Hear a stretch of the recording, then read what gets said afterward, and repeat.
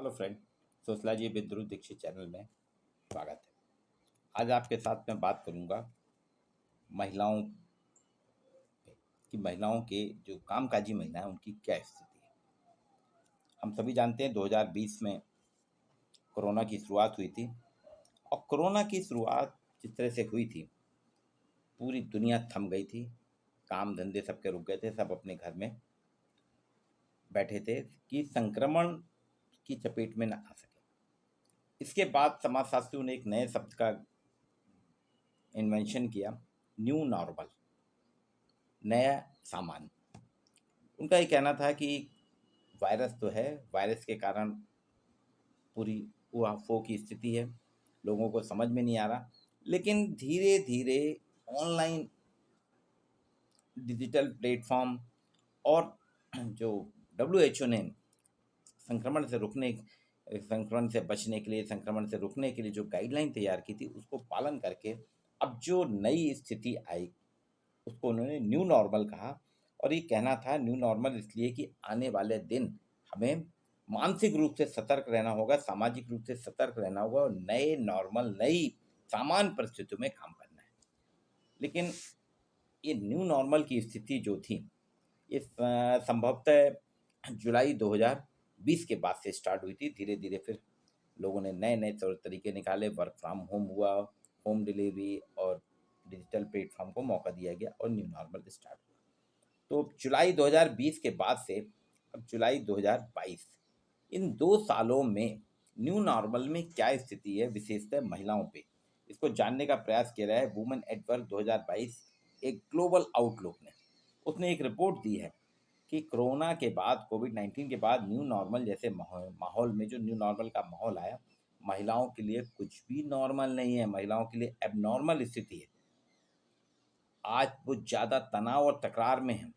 60% महिलाएं पहले से ज़्यादा बहिष्कृत महसूस कर रही हैं। ये रिपोर्ट है वुमेन एट वर्क 2022 एक ग्लोबल आउटलुक की। उसने बताया कि 2010 से 2020 के बीच में जो कामकाजी महिलाओं की संख्या 26% बढ़ी थी 2010 से लेकर 2020 तक, लेकिन न्यू नॉर्मल में आते आते 9% गिर गई, डाउन हो गई। पहले तो 19% गिरी, अभी 9% और गिरने की संभावना है। 90% महिलाएं जो हैं नौकरी काम धंधों से बाहर होती जा रही हैं। ये आंकड़े हैं कि 2010 से लेके 2020 यानी कोरोना के पहले काफ़ी अच्छी स्थिति थी, लेकिन जैसे ही कोरोना स्टार्ट हुआ तो 19% महिलाओं की रोजगार में कमी आई है, गिरावट आई और आने वाले दिनों में 9% और बढ़ेगी। ये आंकड़ा है। ये कह रहे हैं कि महिलाओं के लिए नॉर्मल तो नॉर्मल ही नहीं रहा, न्यू नॉर्मल जो है एबनॉर्मल हो गया, कुछ भी नॉर्मल नहीं है। पुरुषों के साथ हाइब्रिड, कभी ऑफिस तो कभी घर से कार के माहौल में वे पहले से ज़्यादा बहिष्कृत महसूस कर रही हैं। हाइब्रिड मॉडल जो है न्यू नॉर्मल का, जिसमें वर्क फ्रॉम होम और ऑफिस ये सब था, उसमें पुरुषों की तुलना में महिलाएं अपने आप को ज़्यादा बहिष्कृत महसूस कर रही हैं, उनको बाहर कर दिया जा रहा है। 60% महिलाएं हाइब्रिड मॉडल में पहले से ज़्यादा बहिष्कृत हैं, उनको बाहर कर दिया गया। कंपनी की सामान्य मीटिंग्स जो होती है, कंपनियों की मीटिंग्स होती है, उसमें उन्हें नहीं बुलाया जाता। ये हमारे यहाँ भी देखिए, आप जो हायर एजुकेशन में मीटिंग्स होती है उसमें अधिकतर मेल पर्सन ही रहते हैं, महिलाओं को नहीं बुलाया जाता या महिलाएं शामिल भी नहीं होती खुद भी। पुरुष साथी पहले से ज़्यादा आक्रामक हो रहे हैं, उनके आइडियाज़ का श्रेय उनके सीनियर ले जाते हैं।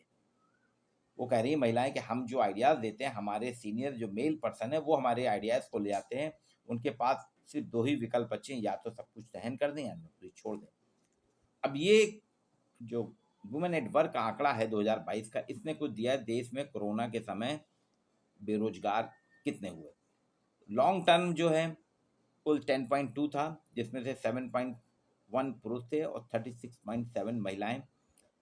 फिर पोस्ट लॉकडाउन मतलब उसके पहले की स्थिति 4.8% थी, जिसमें 4.1 आपके पोस्ट था और 10.4 लॉकडाउन की स्थिति थी।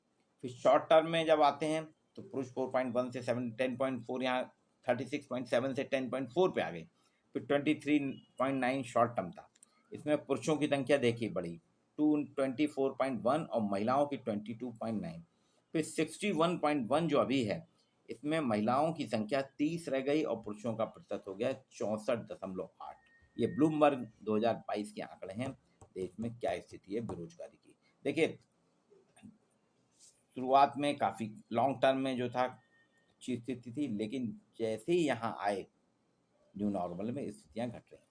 इस बार टोका टाकी बहुत ज़्यादा हो रही। भारत सहित 10 देशों में, Australia, Brazil, Canada, Germany, Japan, दक्षिण अफ्रीका, चीन, ब्रिटेन, अमेरिका की 60% महिलाओं ने कहा ऐसे संस्थानों में जाना चाहती हैं, वे ऐसे संस्थानों में जाना चाहती हैं, वहाँ काम करना चाहती हैं जहाँ उन्हें जिम्मेदारीपूर्ण कार्य का सम्मान मिले, जिम्मेदारी के साथ कार्य करने को मिले, सम्मान मिले, सैलरी भले ही कम, वो कम सैलरी में भी लेकिन सम्मान के साथ काम करना चाहती हैं। 59% महिलाएं तो कह रही हैं पिछले साल की अपेक्षा इस साल काम के दौरान उन्हें सामान सी बातों में, छोटी छोटी बातों में ही टोका टाकी गई, कई बार अभद्र टिप्पणियां भी की गई, साथियों ने उनसे तेज आवाज में बात की। और 93% महिलाएं कह रही हैं वे कैरियर पे नकारात्मक असर के कारण अपने समकक्षों से शिकायत करने में भी डरती हैं कि हमारे कैरियर पे नकारात्मक नेगेटिव इफेक्ट होगा। शिकायत के बाद भी साथियों को रोका टोका नहीं जाता है, इससे उनका कार्य प्रभावित हो रहा है, उसके साथ साथ मानसिक स्थिति भी उनकी खराब हो रही है। 53% महिलाएं कह रही हैं काम का तनाव बढ़ रहा है, काम का तनाव ज़्यादा हो रहा है। 46% कह रही हैं काम के दौरान वे असहज महसूस कर रही हैं। 44% ने मानसिक तनाव में मदद की मांग की है कि हमें मदद दी जाए। 43% कह रही हैं वर्कलोड बताने की छूट मिले। वर्कलोड बताने का, अभी हमको वर्कलोड बताने के लिए कहा नहीं जाता है, हमको ऐसा मौका मिले कि हम अपना वर्कलोड बता सकें, उससे छूट।